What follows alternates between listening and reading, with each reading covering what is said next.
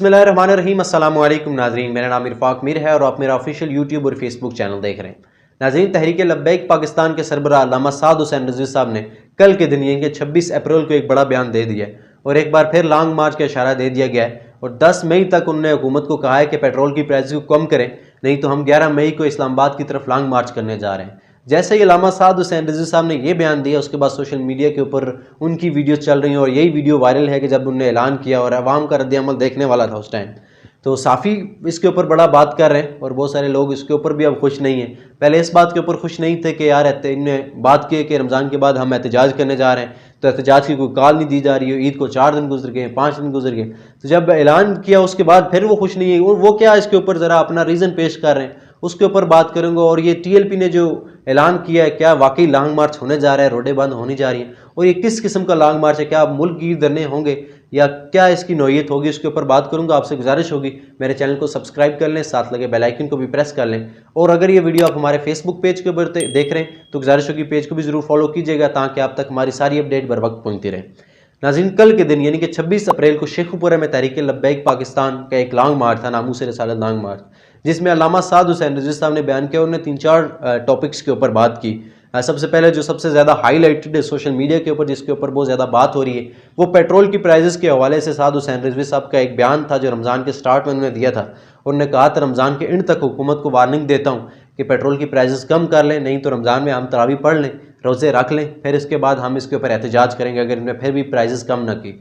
तो ईद जैसे ही हुई है, मैंने बहुत सारे साथियों के ट्विटर अकाउंट्स देखे। ईद का दूसरा तीसरा दिन था तो बस उनकी ट्वीट शुरू हो गई, जी कहाँ है जी चाबी वाला खिलौना, कहाँ पे है, ये एहतजाज की कॉल क्यों नहीं दे रहे जी, इन्होंने बात की थी अब पीछे हट चुके हैं। लेकिन टीएलपी के सरबराह ने हमेशा की तरह एक बार फिर अपना जो मौक़िफ़ था उसके ऊपर कायम रहे और कल के दिन ने ऐलान कर दिया कि हुकूमत के पास 10 मई तक का टाइम है, नहीं तो 11 मई को हम लॉन्ग मार्च करने जा रहे हैं। अब इसके ऊपर फिर डिस्कशन साफ़ी फिर भी राजी नहीं हुए और मुझे याद है आई थिंक फरवरी में जहाँ पर टीएलपी ने एक शटर डाउन हड़ताल की भी कॉल दी थी, वहाँ पर साद रिजवी साहब ने एक बयान दिया था आई थिंक 5 फरवरी को। उन्होंने कहा था कि पेट्रोल की प्राइस अगर ये कम नहीं, अगर 5 रुपये भी, उस टाइम मेरे ख्याल से 250 का था पेट्रोल, और उन्होंने बयान दिया था कि अगर 5 रुपये भी ये पेट्रोल महंगा करते हैं तो पंजाबी में उन्होंने ये वर्ड यूज़ किया था, इनको हम लम्हे पा देंगे।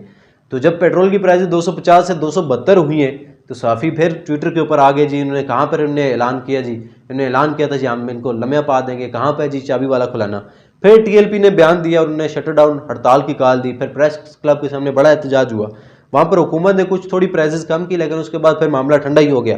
लेकिन रमज़ान के स्टार्ट में फिर टीएलपी, फिर क्योंकि हुकूमत ने फिर दोबारा प्राइजेस बढ़ा दी, फिर टीएलपी के सरबराह ने रमज़ान के स्टार्ट में ये बयान दिया था कि पूरा महीना गवर्नमेंट को वार्निंग दे रहा हूँ कि रमज़ान के एंड तक ये पेट्रोल की प्राइजेस को कम करने, नहीं तो हम उसके बाद बड़ा एहतजाज करने जा रहे हैं। तो बस ईद हुई, ईद के दूसरे दिन साफ़ी फिर दोबारा स्टार्ट होगी जी कहाँ पर टीएलपी कहाँ पर है। तो टीएलपी ने फिर ऐलान कर दिया हुआ है, जो आपने देखी भी होगी साद रिजवी साहब की वीडियो, अगर नहीं देखी तो ये दोबारा देख भी लें।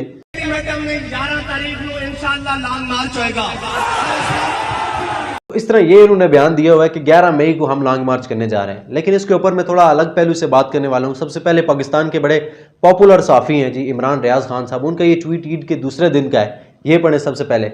और उन्होंने लिखा है कि सुना है कि चाबी वाला खिलौना ईद के बाद इनकलाब करने वाला था, मुझे लगता है इजाज़त नहीं मिली उन्हें। तो उसके बाद अब ये जो टीएलपी ने जब ये बयान दिया कि हम 11 मई को लॉन्ग मार्च करने जा रहे हैं, उसके ऊपर उनका बयान आया। उन्होंने फिर ट्वीट किया, उन्होंने कहा जी इलेक्शन के 2 दिन पहले कि लॉन्ग मार्च करना, ये उन्होंने फिर एक बार साबित कर दिया ये को इस्टेब्लिशमेंट के मानने वाले हैं, इलेक्शन रुकवाने के लिए लॉन्ग मार्च किया जा रहा है।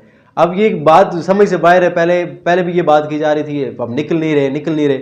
अब जब लॉन्ग मार्च का ऐलान किया गया तो फिर ये कहा गया कि भाई ये तो इलेक्शन रुकवाने के लिए बात की जा रही है। तो टीएलपी के वर्कर्स बड़े एक्टिव हैं इन दिनों ट्विटर के ऊपर, और ट्विटर के ऊपर तो टीएलपी होती है, उनके वर्कर बड़ा मेहनत करते हैं उसके ऊपर। तो उन्होंने एक बयान अल्लामा खादिम रिजवी का शेयर करना शुरू कर दिया। उन्होंने कहा है कि मुनाफिक किसी भी हाल में खुश नहीं रह सकता। जब हम निकलते नहीं हैं तो ये कहा जाता है यार ये हलवे के पीछे पड़े हुए, ये बात नहीं कर रहे। जब लॉन्ग मार्च किया जाता है तो ये कहा जाता है कि भाई ये तो दहशतगर्द है, शिद्दत पसंद है, ये रोडें बंद कर देते हैं। तो बहुत सारे साफ़ियों और भी इनके ऊपर बात करता हूँ। ये बहुत सारे साफ़ी हैं जिन्होंने ये बात की जी ये निकल नहीं रहे। बाकी तो खैर बहुत सारे साफ़ी, इनको साफ़ी कहना भी सहाफ़त की तौहीन है। कोई ये बात कही जाती है पाकिस्तान में आज़ादी सहाफ़त नहीं है, तो हमारे साफ़ी खुद ही बस जमातों के पीछे पड़े रहते हैं और जब तक वो किसी के पास जाते नहीं, उनका आशीर्वाद नहीं लेते।